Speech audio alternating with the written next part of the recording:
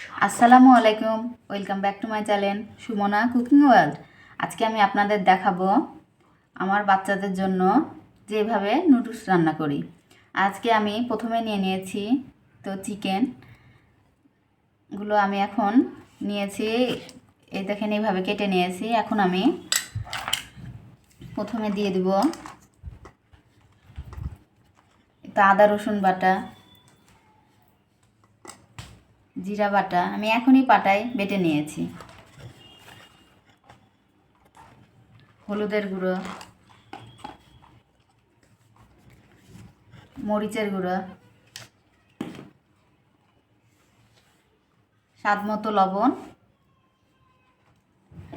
আর soya sauce. এটা এখন আমি মাখাই নিব।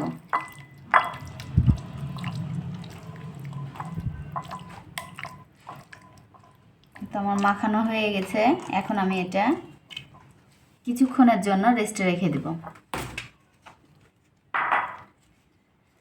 এখানে আমি চারটা চিংড়ি মাছ নিয়ে নিয়েছি। এখানেও আমি আদা রসুন বাটা, জিরা বাটা, একটু হলুদের গুঁড়ো, একটু মরিচের গুঁড়ো,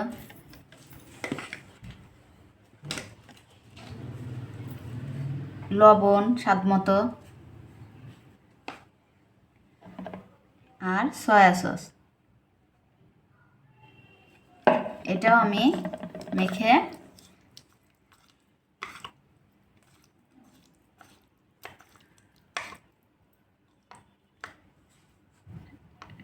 রেস্টে আমি এটা রেখে দেব কিছুক্ষণের জন্য।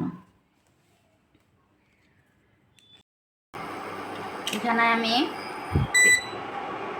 তেল গরম করতে দিয়ে দিয়েছি। এখন আমি মাংসগুলো একটু ভেজে নেব।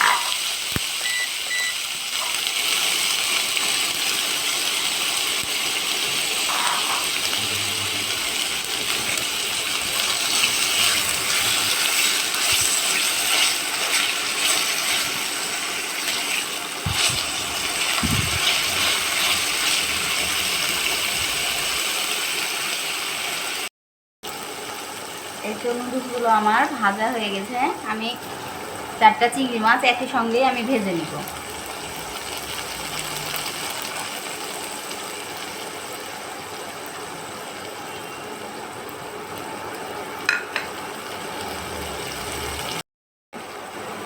তো আমার মাংসগুলো ভাজা হয়ে গেছে, এখন আমি পেঁয়াজ দিয়ে দেবো, কাঁচামরিচ,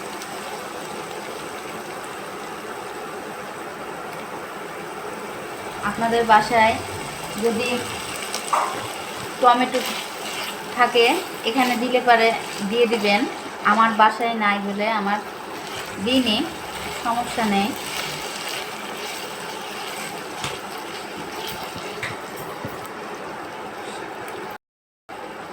টমেটো নাই বলে আমি একটু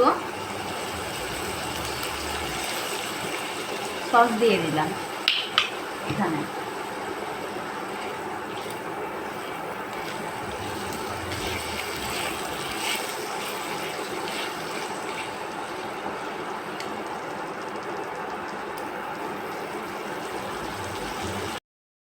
এই তো আমার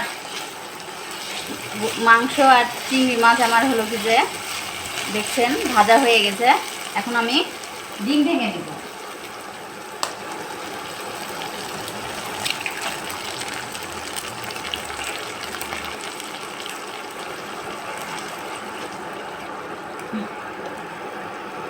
আমার এখানে স্বাদ মতো সব লবণ দেওয়া আছে, শুধু ডিমটুকুতে আমি একটু লবণ দিব।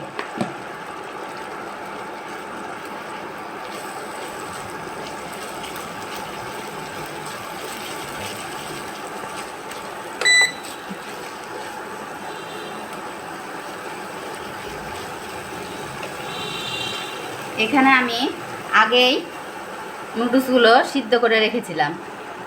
আমি নুডলসগুলো সিদ্ধ করে সয়া সস আমি দিয়ে মাখায় রেখেছি।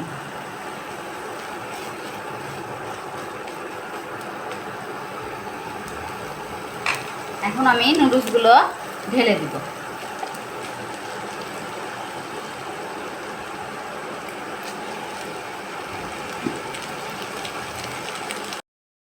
এখানে আমি মশলা দিয়ে দিব, নুডলসের মশলা।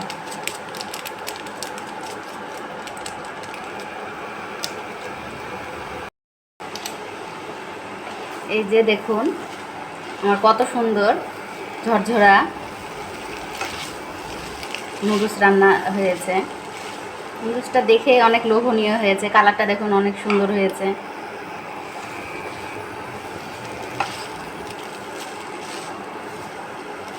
আমার বাসায় যা যা ছিল, যেটুকু ছিল আমি সেটুকু দিয়েই রান্না করছি।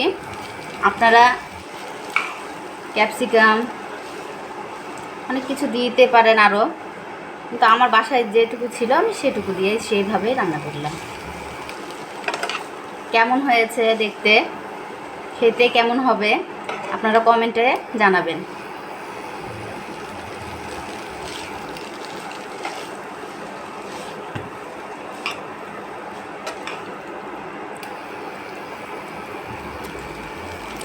এই তো আমার রান্না শেষ, এখন খাওয়ার পালা।